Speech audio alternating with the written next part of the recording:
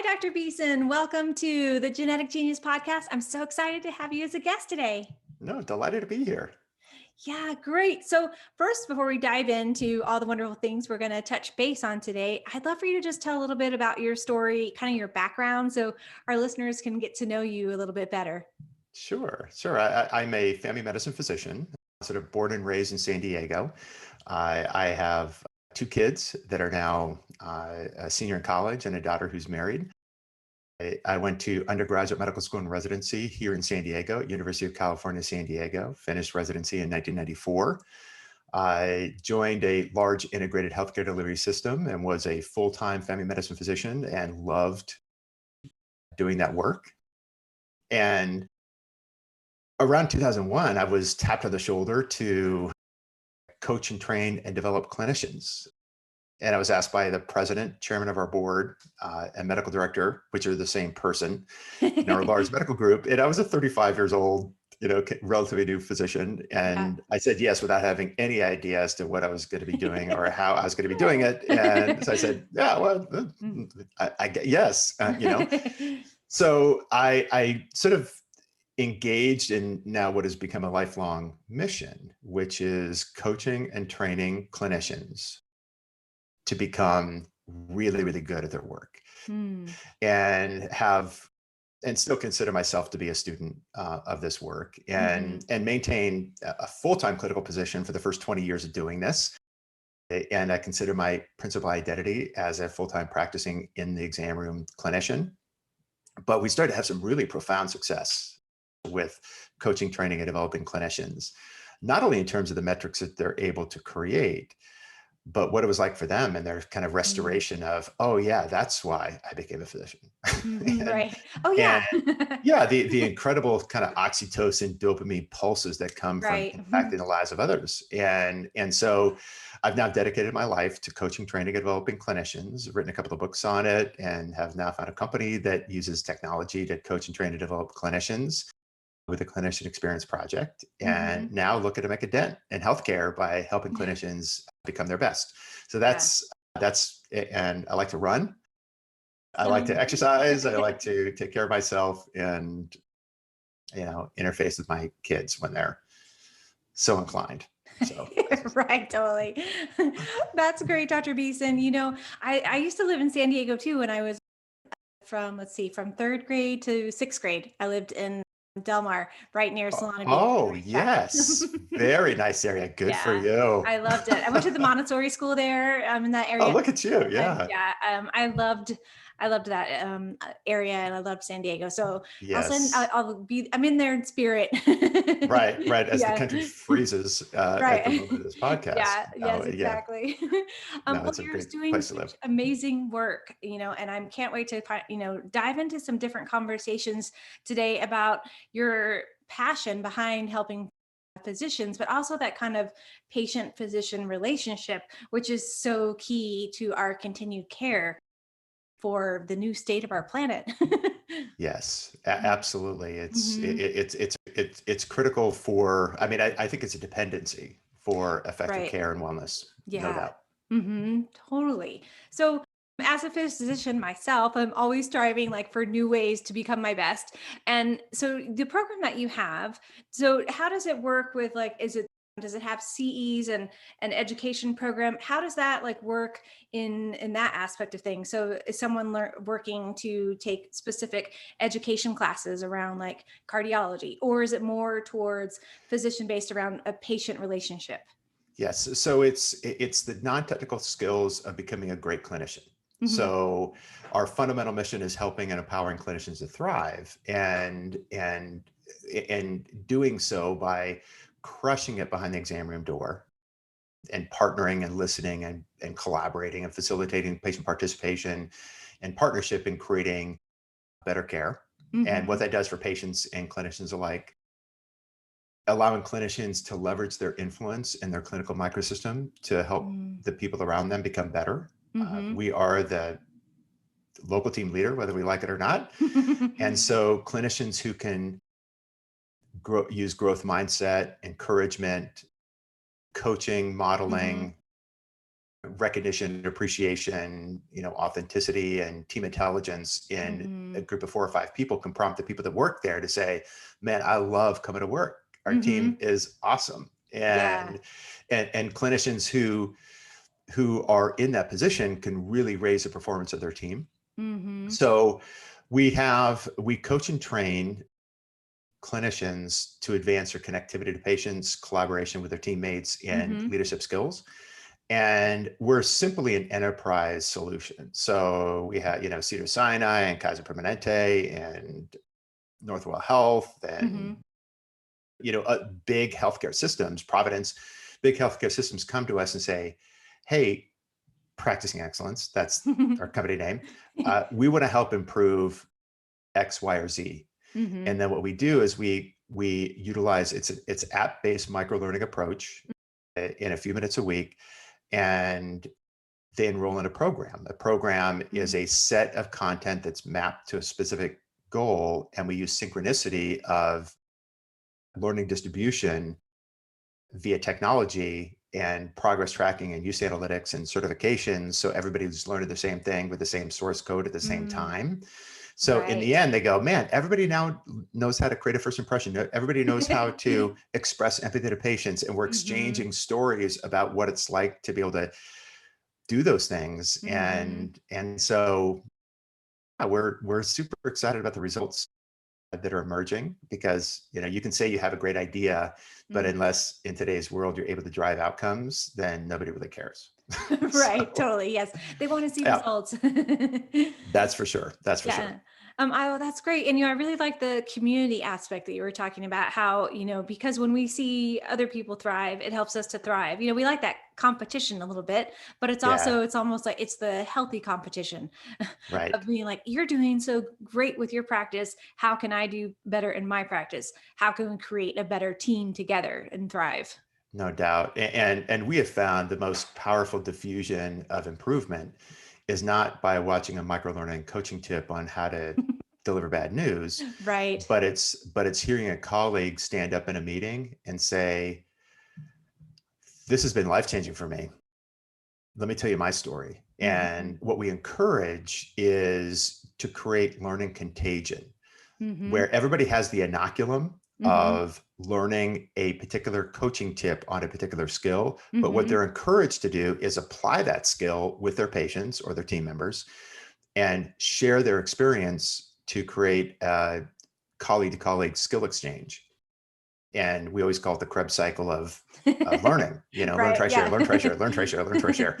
And we have find that when we inoculate the organization with, you know, coaching tips on how to do things and people begin to apply them, I always say, people always ask me, what are the clinicians that get better in response to coaching? Hmm.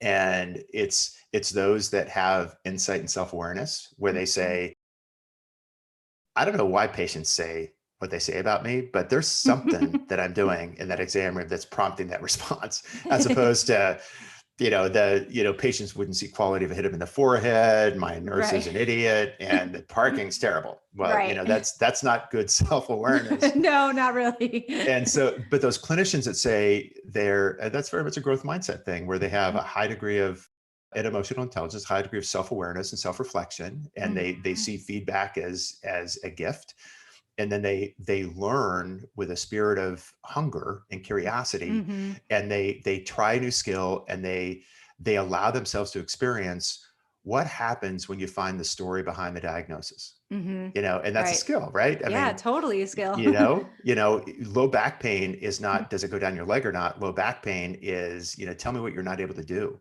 Right. Tell me Yeah. how this all happened. That Mhm. must have been really, really tough for you. Let's see what we can do to get you back on your feet again.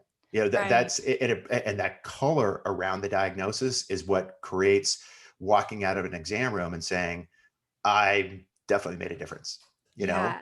Mhm. That's so And key. and so it's insight and self-awareness. And the other thing that prompts clinicians to become better is the clinicians who see and experience impact. And when they Mm. see and experience impact of a skill that they deployed, then they begin to do it themselves to say, when I Right. do that, it really makes a difference. I'm going to continue to Mhm. do that. And a lot of people become evangelists for that skill. I had a surgeon that I was coaching a couple of years ago. And I got called by the director of nursing on the inpatient side that he was had, quote, low approachability, Uh-oh. where he was tough, intimidating. Yeah. And we were on a high reliability journey, meaning building a safety culture and Hmm. reducing authority gradients and allowing clinicians to become approachable in the spirit of catching things before harm occurs. Right. And so I approached this clinician and I asked him, I said, do we have good nursing here? And he says, yeah, we've got great nursing here. And I said, have you ever told them that? And then he Mm. said to me, I don't thank people for doing their job. Oh So boy. I said, so your call to action from this coaching session is to see and identify something that happens, Mm. and with your nursing, and let him or her know that they've done good work. Mhm. And we're going to debrief in a week, and you let me know how it goes. Right, So he exactly. had he had a patient a day or two later Mm. that had a burst of atrial fibrillation in a Mm. post-op period when he was on the patient was on a step-down unit. And the nurse did a great job of patient assessment, communication, called the hospitals, did the cardiac protocol, called the surgeon, explained to the Mhm. family, and the patient did fine, and everything was well documented, and it was really great nursing. Oh, So great. he comes in the next morning, and he says to the nurse, because this is my chance to Right. recognize and appreciate this nurse, my task, right? Yeah. So he pulls the nurse aside and says to her, I know that I haven't done this in the past, Mm. but I just want to let you know that was extraordinary nursing by every measure. Mm. And I just want to let you know that. And as he was explaining this to me, he was staring at the ground. And I Yeah. think that he was broken at Mhm. this. And he looks up at me and he was welled up a little bit. And he said, I cannot believe it's taken me 15 years to realize the impact of encouragement and Mhm. appreciation for the people that I work beside. And when he saw the impact on the nurse when he did this very simple thing of recognition, and he was so compelled by this that he went to the general surgery, the service line general surgery director, and he said, I want to get on the agenda. And I actually went to the meeting, Mm. and he spoke to his colleagues about the importance of appreciating our teammates. And Yeah. so it's an Wow. example of a clinician learning something. They Right. try it, they gather the feedback, and they become an Mm. evangelist. And that's how Contagion works. Right, It's exactly. so, and the Clinician Yeah. Experience Project is just designed to be the That was great. I love that example. And, it's so true when we give encouragement to our team of players in the healthcare, but also to the patients. I see oh that yeah, like, I'm like, you're doing a great job. Look at what you did. You can go back and see the results and look how much better you are. When they don't right. hear that, why would they want to try to do better? And it's the same way with our team. Why would you want to No, work harder if you're not seeing any results? right. No, for sure. One of the tips that we coach and train is fist bumping your patient. I mean, this is before Right, COVID, but totally. Right, yeah. but Elbow to elbow now. right, elbow to elbow, right. Right. So, but when the patients do something Mm. that represents their active participation in their wellness, that has got to be appreciated and noted by the clinician. Mhm. You're walking 6,000 steps a day, man. Fist bump, good job. Right, totally. And we know that the things that are recognized are more likely to be replicated, Yeah. and it takes zero time. It's equally beneficial for the patient and the clinician, and certainly can be applied to teammates, to colleagues. And Mhm. I remember a call I got from a cardiologist once. This is like 15 years ago, and he goes, Steve, I just want to let you know, nice workup on this referral. Really nice job. I wouldn't have done a thing differently. And the really good question, really appropriate management. And I just want to call you up and let you know. And I still remember that. I mean, Yeah. it was a 30-second phone call. It changed the dynamic between me and the cardiologist. I mean, he saw me as, Mhm. oh, that's a great primary care clinician. And, Right. and for us to be able to, we could change the culture of healthcare if we all just decided to apply the skill of appreciating one another. Yeah, Um, in every yeah, aspect that we do, right? yeah, for Everything. sure. For sure. Especially now during these changing times of COVID, Hmm. appreciating everything. I think everybody's had a little bit of a wider view or narrow view. I don't know. It Right. depends on where you've been lately. But For that sure. kind of it's a good segue into what I wanted to talk to you about is like, how are you helping clinicians and currently like embracing the new model of medicine, like new model of telehealth and not having the patient and physician interactions. I mean, there's still some Right. patients being able to go in, but I mean, that changes the whole dynamic of how we've Right. learned to do medicine. And now we're having to do this whole other aspect. So how can we still have that same relationship, but Right. with the appreciation of the patient? I mean, you can do a Zoom like we're doing now. Right. Exactly. Exactly. No, Mhm. it is. It's a pretty radical paradigm shift, and there's no question that COVID has accelerated the emergence of telehealth, unlike any regulatory force could have ever Mhm. done. I Mhm. mean, even if Medicare said we're gonna and all payers said we're gonna reimburse for telehealth, it still would have taken us 5 Right, years. totally. So I think that the skill of connecting to patients is via a screen is a set of skills Mhm. that I don't know anybody that got that training, right? Right. Yeah, no, So we didn't do video training. right, right. So our ability to help and support clinicians as part of a strategy to say we're going to distill down the things that make for deep connectivity and communication techniques via video and Mhm. use that as a part of our rollout strategy, as opposed to hundreds of thousands of clinicians that got thrown in front of a video screen without Mhm. having any context around it. Right. And the Yeah. stories that emerged were, if they weren't true, they would have been hilarious. Right, totally. And the ability for when clinicians, for example, lean back in their chair and cross their arms, Mhm. that's a Right. pretty The compelling body signal to the language. patient. I'm I'm done with you. Yeah, Wrap right. it up. Yeah. Mhm. What clinicians are looking at, they have multiple screens, they're looking for clinical data, and the patients think they're texting somebody, Right. because they're not Yeah. What are they doing back there? what are they, right, right. Or they've got, their Diet Coke can and their, there's just 100 different things. Right. So part of the strategy is equipping clinicians to be successful in Mhm. this. I think the data on telehealth in particular is pretty compelling. Mhm. I think a lot of the chronic disease management we're able to Mhm. do effectively. Mhm. I think that there's connectivity that we can do. Mhm. And I even think that there's some advantage, part of the skill building for telehealth. Mhm. And we have an entire program on telehealth certification so clinicians can learn the skills of connecting to Right. patients Yeah, that's via, great. you know, and is that, you're able to come into somebody's home. And Right. one of the skills that we teach is thank you so much for inviting me into your home. That's so nice. It's just such a Yeah. great signal. Right. And Yeah. and you see a little dog walking across, the screen. Totally. Oh, tell me about your dog. Or you see a picture of a little league baseball team or a Mhm. Girl Scout troop leader or whatever it may be. You're able Right. to find some context of who these people are and not just what their hemoglobin A1C is. Mhm. And so I think that there is, although that there are barriers, and physical examination in particular can be difficult, Right. Right. that we're able to, in the spirit of immense curiosity and you taking all data to come up with what the diagnosis is, I think we Mhm. get more illumination via telehealth than we can in their own home than we may Mhm. even with a patient at our knee in our environment. Right. Yeah, I really liked how you talked about the intimacy, which I hadn't thought about that. Like it's a lot more personal. You are in their home environment, and Right. that does create a whole different relationship of vulnerability, Yes. for both sides of the equation.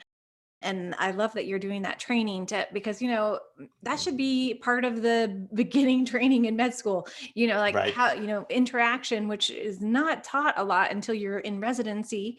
How do you Right. interact with a patient? And especially now that we're moving into telehealth, we have to have those skills of how to interact, how to do things. I always feel a little bit weird about making the patient wait when it's on video, which is kind of funny, like when they're when they're in my office.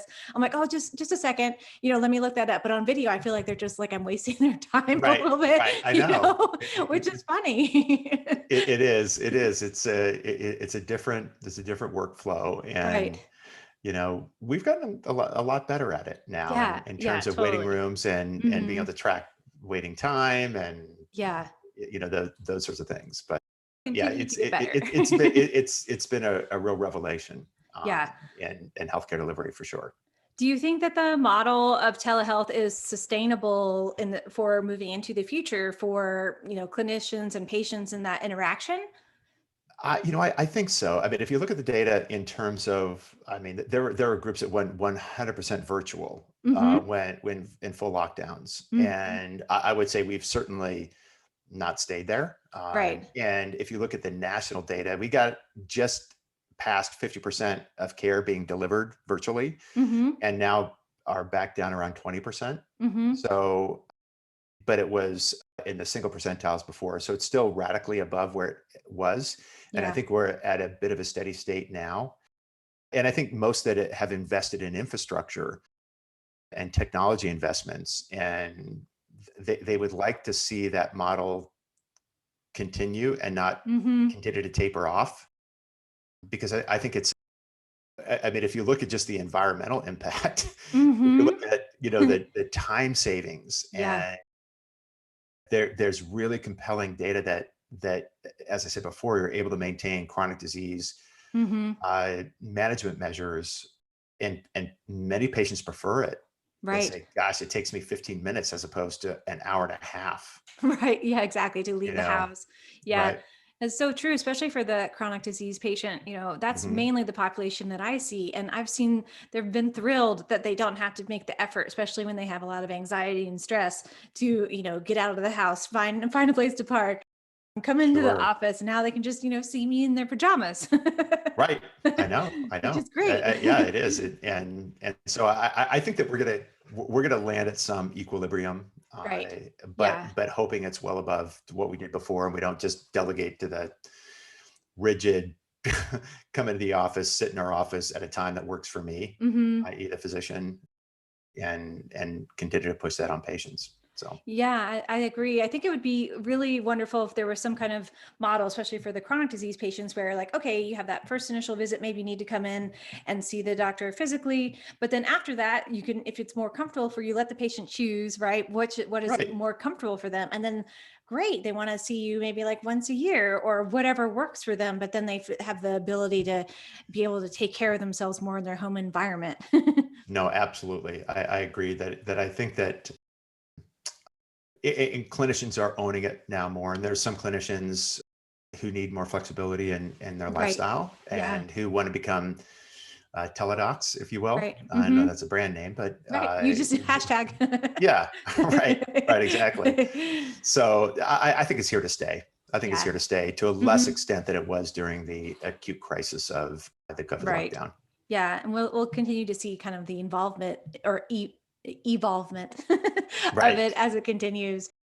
Okay. So what do you think about the one thing I like about your model is the community aspect, right. and how is it created? Like, is it just practice based? So say like you were talking about someone coming in and saying like, this is what we want to do to have for a particular company, hiring you to do that. Or is it more broadly based as a community? Does that make sense what I'm asking? So like because I think that's important for us physicians where we have that community where we can bounce off things, especially in the virtual world. So as we're working on expanding ourselves and thriving, is that community aspect part of your model? Yes, and we have found again and again that people's connectivity to one another is one of the most compelling countermeasures to burnout. I mean, the Mhm. human Right. condition is just not designed to be alone. And, Mhm. and although people can participate in self-guided independent learning on Mhm. skills to advance patient connectivity, team collaboration, and their leadership skills, we have found that creating a community of shared common effort is very important. And to give you an Mm. example of how that can manifest is one of the techniques that we use to accelerate this community and group learning is something called a forum, Mhm. where we say, I what is a skill that is a challenge for us now, that Mm. would be helpful to get a stone out of a shoe at the clinicians now? Let's say it's late Right. arriving patients, or patients demanding antibiotics for viral illness, or patients requesting Mhm. medically unnecessary tests, or Right. patients who have vaccine hesitancy, or about 17,000 other things that represents the stone of our Right. shoes.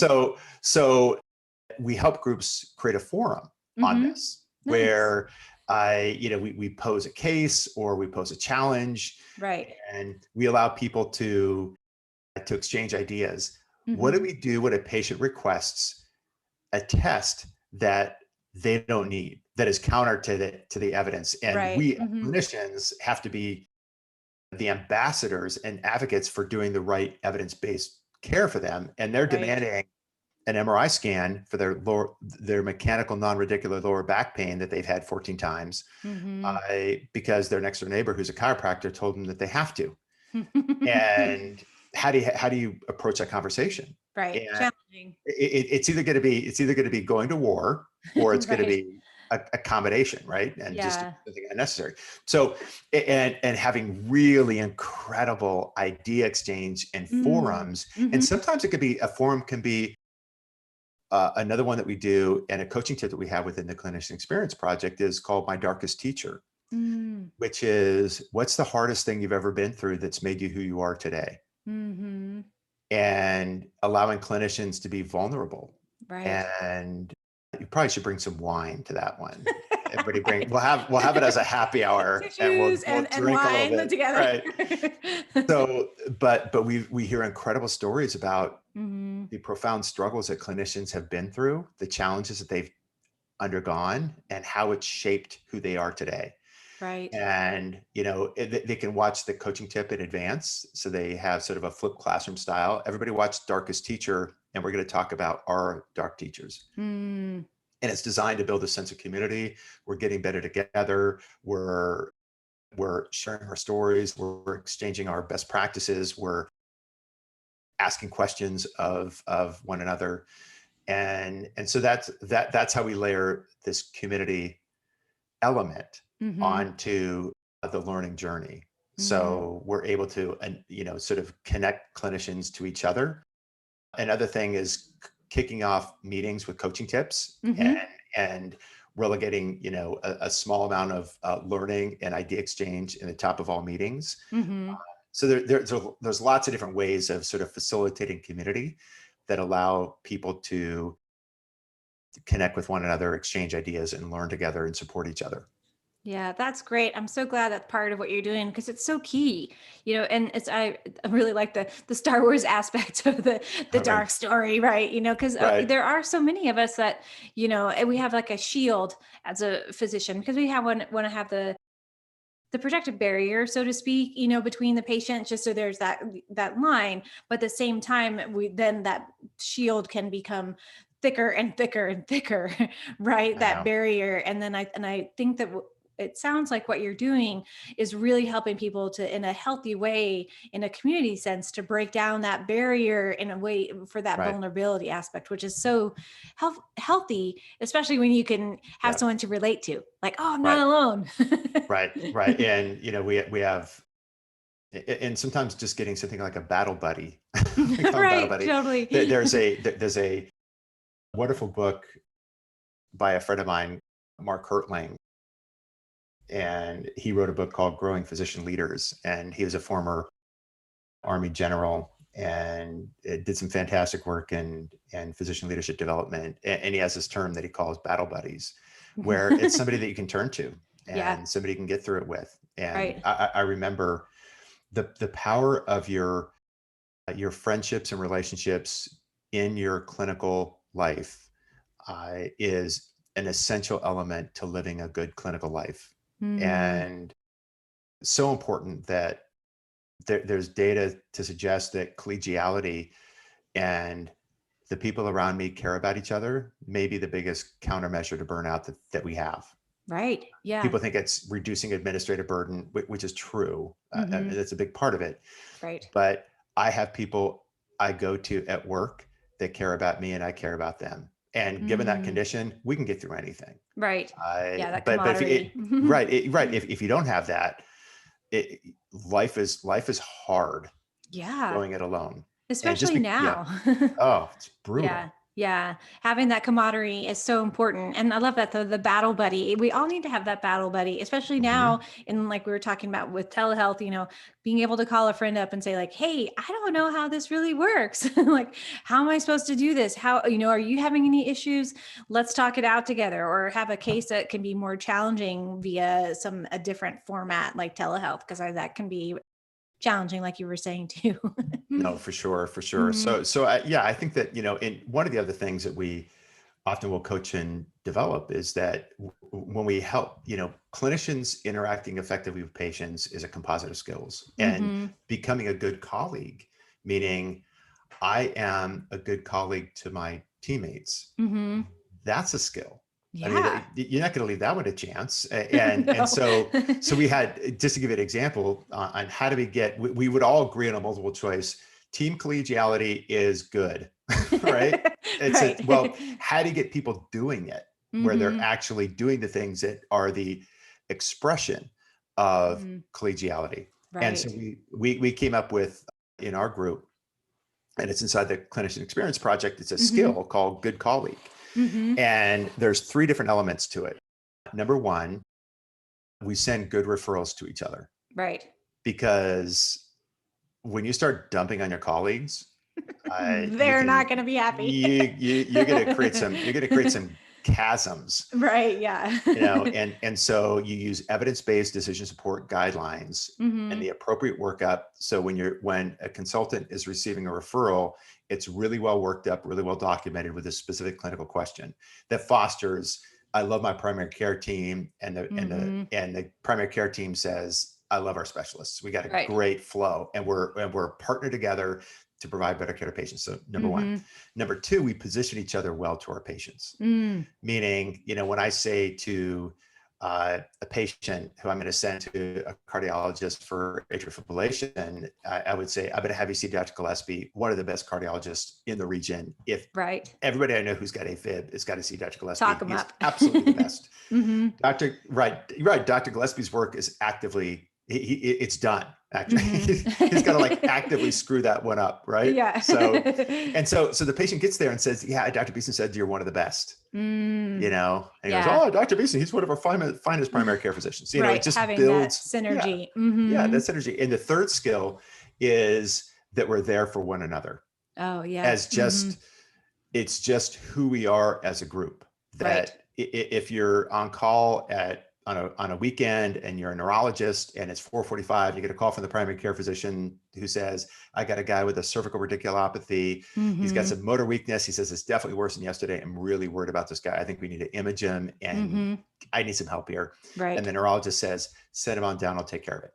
Yeah. So that's And that team support. yeah, Mhm. and a sense of we're there for one another. We position each other well. We send good referrals is how you get this sense of friendship, esprit de corps, and collegiality Mm. manifesting. Yeah. And all of a sudden, a quarter or two later, you're going, God, our the vibe at our group among our clinicians is just way better than it Mhm. used to be. So anyway, so that's a little bit about how to get that collegiality and that esprit de corps, Yeah. which is so essential in Super wellness important. Yeah. And manifesting. so when you see that aspect, so how does that then play into the patient relationship with the physician and that compliance? What do you see shift when that happens and you have this like amazing, like good vibe, as you said, happening in the Right. office? Right. No, I think that a key thing at the clinical microsystem level, which is the unit of people, 4, 5, 6, that deliver care together, and Hmm. care delivery is a team sport, from reception to MA to clinician to health coaches to social workers to, those are all critical members of the team, and they all have a critical role in delivering care.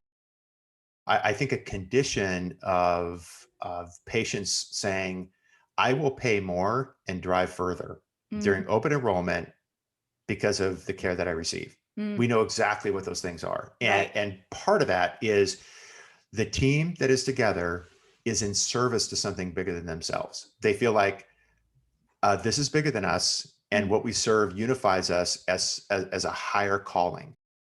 And as opposed to, I'm a physician. I've got all these minions around me. I'm going to manipulate them to Right. maximize my personal pile of acorns. Yeah, not You know, a that, not a that, good that, that vibe. yeah, yeah, that's not a good vibe, Yeah. right? A good vibe is we're going to work together to provide extraordinary care in a place where we love coming to work. Mhm. And I'm going to do everything I can as leader of the team to allow Right. this to really manifest. So, first of all, is that shared purpose, and that purpose is Mhm. bigger than us.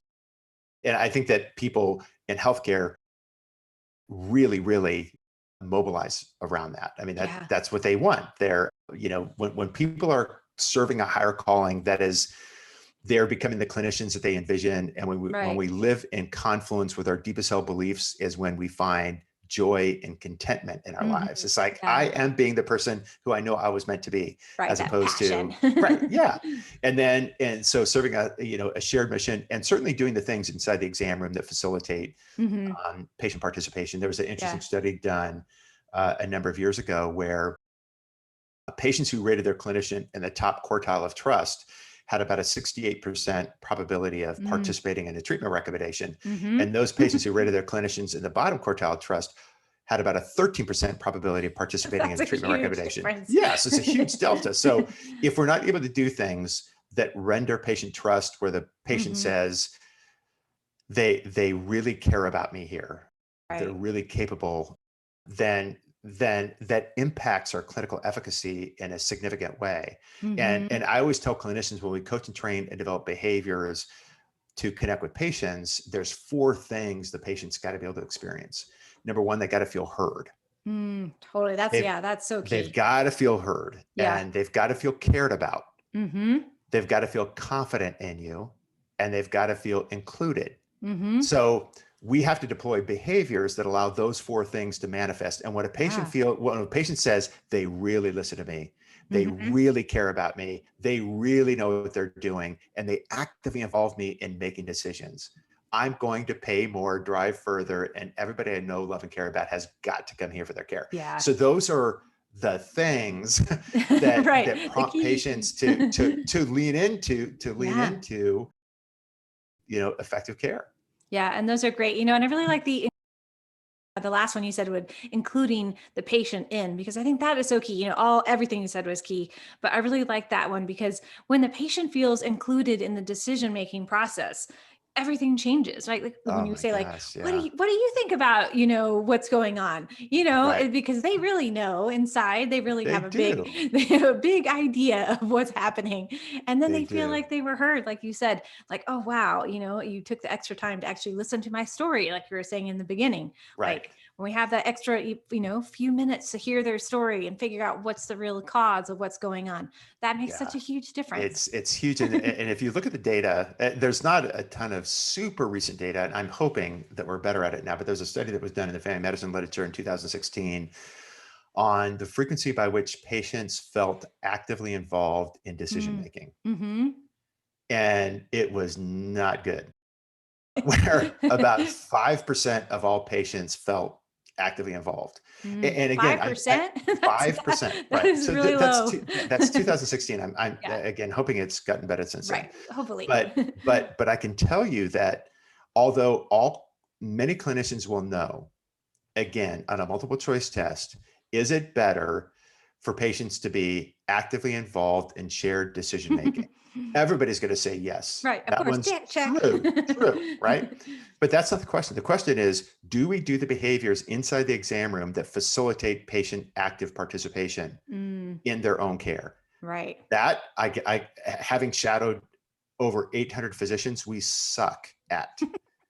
And the set of skills to actively facilitate patient participation, to ask things about, tell me what's most important for you to achieve. If we're Right. successful in our plan, what does that look like to you? And you may Mhm. say, the physician may say, I want to make sure that their LDL cholesterol is below 70. Right. Or their goal is, I just want to be able to get up and down the bleachers at my grandson's baseball game. Exactly. And Yeah. so us not knowing what matters to them, Mhm. we're flying blind. Right. And the ability to actively have patients set their own goals, to say, what do you think you could achieve? I'm Mm-hmm. going to help you get there, but I want you Right. to know, I'm here to back you. But, I got your and back. What do you want? yeah, I'm not going to let you select a bad goal, but tell me what you think you can do, Right.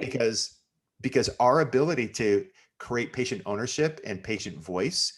And again, if you were to biopsy 10,000 office encounters, you're going to see that happen very infrequently, Mm-hmm. where all clinicians will go, involving patients in shared decision making is good. Yes, right?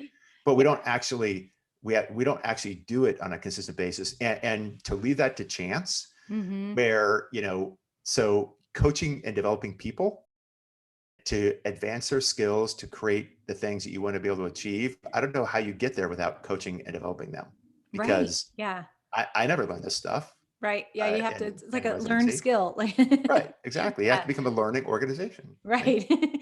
Yeah, that's so key. And, when we really take the time to ask patients about what they want, it can be totally, like you said, a totally different outcome than what we were Oh, thinking, and that's one thing I do with all my patients. I have them create a health vision, which we go over oh, and good for you. together. It's like, so what do you want to be able to do this year? Or what do you see? You want to run a marathon? Do you want to, like you said, run up the bleachers? Do you want to just be able to spend time with your grandchildren? Do you want to have more energy? Like, what is it? And Right, if we're not helping them reach the goal, like you said a few minutes ago, they're not going to want to continue to see us because we're not yes, we're not helping them get to that goal, or we didn't know what the right. goal was. Right. No, exactly. And we thought the goal was a diabetes composite. We thought the Right. goal was you know, the blood pressure, whatever. And Which could we be part of the bring, goal a little yeah, bit, it's part of the right? goal. I'm not saying it's Right. unimportant. I mean, it's really important that we render evidence-based benefit for Hmm. patient health, but we can't do it without regard to what matters to the patient. So key. Okay, just to switch gears a little bit towards the kind of the COVID factor, what are some of the greatest impacts that you've seen w- towards the way that, what's a good way to, I want to phrase this, that you've seen helping physicians in your program really deal with the coming problems that we've been facing? Does that make sense? So like, what did you really see that shift? I guess that's a better way to phrase it. Happen, like, okay, COVID came into the picture and it's like, oh wow, we're having a whole new different set of problems that the physicians are needing to face. And what can you explain, like give us a few examples of those, because I think that's really kind of important. Yeah, no, if you've got about 4 days, Right, yeah. I'll get started. That's a whole nother So, podcast. right. Things like, just in regards to the clinician life, there was a Mhm. Medscape publication early this year. About 65% of clinicians experience an exacerbation of pre-existing burnout Mhm. as a result of experiencing COVID. Yeah. I think that 13% of physicians surveyed had suicidal ideation, and Mhm. 40% said no, but and said nothing to anybody. 60-70% of nursing considering leaving the profession, Mhm. and incredible trauma for our healthcare teams. Mhm. And it's been profoundly challenging. And although there's been acts of heroism and there's been people applauding on balconies, it's really hard healthcare is hard enough under the Mhm. best of circumstances.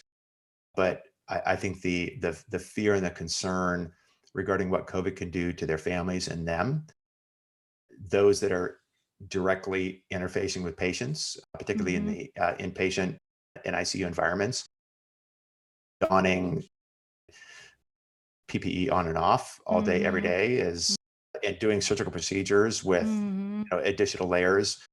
It's Right. been physically and emotionally exhausting. Yeah. So, and with a lot of fear, a lot of anxiety, a lot of sleeplessness, and certainly some PTSD for those that have watched the death and destruction of COVID-19 for those patients and have been the intermediary Mm. of you know patients who are dying alone, and Right. they're having to see and get Wi-Fi passwords on apps to allow people to speak through a device. I mean, Mhm. how do you can't you can't imagine what that feels like and the imprint Mhm. that creates. So I think one bucket of impact is just what it's done to the care team, and Hmm. it's been a butt kicking. There's no Yeah. doubt. In addition to 16,000 practices just closing, Right. another 8,000 planned for the Q1 of this year, and so it's been hard. But I do think that through all the pain and suffering, we've developed a stronger sense of purpose, the ability to innovate and create quickly, Hmm. the ability to stop talking about some of the stupid stuff that we talked about before. And I think that payers have actually been able to begin to become helpful in terms of recognizing telehealth and Hmm. some of the EMN coding changes that are occurring, Right. reducing the documentation demands. Make it So easier. yeah, they Hmm. recognize that we can't provide health without healthcare providers, and we Hmm. cannot drive them out of this profession or create it so they're physically burned out and emotionally burned out, or worse yet, taking their own lives in Yeah. this sacred healing profession. So we have to do things that help make it better. And my personal mission is creating a clinician experience where they say at the end of their day, week, month, year, life, they say it was hard, but man, it was awesome. Hmm. It was, Worth it. I have no regrets. I have no Hmm. regrets on what this life was for me. I know Hmm. that I impacted patients. I have rich, deep relationships with the patients that I take care of. I am a good colleague. I have leveraged my influence to make the people around me better. I've been an advocate for what's best for patients and creating an environment where people really can feel good about being a part of this healing profession. And so I think it's in part leadership recognizing that the most important thing they can do is to engage their people, Hmm. and for clinicians to realize that we have engaged in lifelong delayed gratification. And delayed gratification is, I think, a terrible concept Hmm. because there are beautiful things happening right in front of us, Hmm. with each and every patient, with each and every child, with each and every pet, there's so many moments in life that make up the human experience. Why do we kick it down the road and say, when this happens, I'll engage in fulfillment and Right. happiness, Mm. when the reality is it's sitting right in front of you? Totally. Yeah. And helping clinicians lift their head up from their tasks. There's beautiful things in front of you, and Mm. allow them to experience it. Yeah, And that gratefulness and gratitude, so key. yep, yep. Do you think that we'll need to have some type of thing in place, or maybe you're already thinking about this, for the to address the PTSD, to address like the grief, to, I mean, I know that we're all trained as clinicians for some level to help patients deal with grief, but we're at a whole nother, different level now. And are you doing anything with your program to help with this new level of interaction with patients, and to help them, just rediscover some new level of joy within themselves in the midst of all of this trauma? Yeah, and I think that there's two prongs to that. Certainly helping the clinician find, discover, and do things where they get the feedback of the work that I'm doing is purposeful and meaningful. Hmm. Like that surgeon who said, Right. "Thank you so much for the work that you do," and what she said to him brought him to tears. Hmm. And and filling our lives with those moments that allow us to find fulfillment in our lives, I think is important. But I think the bigger context, and if I were to allocate proportional influence, I would say 75% is what the leaders are doing within organizations, and Hmm. 25% are what clinicians are actively doing to enhance their own lives. Right. And setting organizational conditions where the engagement of their clinicians and care teams is the number one priority. It is the Hmm. capacitator of all other things, whether it be harm reduction, patient centricity, clinical variation reduction, high reliability, or whatever it Hmm. is that you want to undertake. If you don't engage your team, Right. then good luck. getting any of Right. those things done. Yeah, not going to So, happen. right, right. You have to have people that are energetic, enthusiastic, and helping the people around them become better and become, the voice of goodness. And that Right. only happens when we set conditions as leaders where we listen, respond, Mm, help, support, develop, and appreciate and empower clinicians. So the clinicians mhm. will say, I love it here. Our Right. leaders listen to us. They respond to us. They get burden out of the way. They're out front. They measure our engagement. They take action that's witnessable and visible. They develop me to become my best. They Mhm. they they care about what I want to do and become and achieve. I have one-on-ones with my department chair twice a year to identify the things that matter most to me. I'm given appropriate staffing ratios. So my MA is now my scribe. I finish my Right. clinical notes by the time I walk out of the clinical room. Right.